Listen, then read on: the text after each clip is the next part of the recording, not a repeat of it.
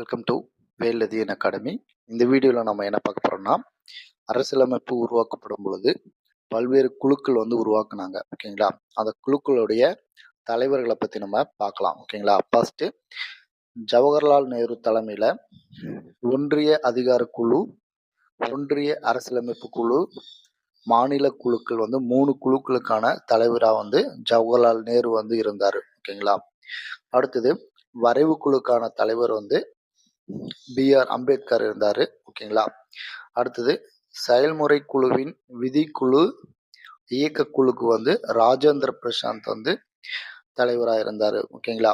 அடுத்தது சர்தார் வல்லபாய் பட்டேல் மாகாண அரசியலமைப்பு குழுக்கு தலைவராகவும் ஆலோசனை குழு தலைவராகவும் நியமிக்கப்பட்டார். ஓகேங்களா?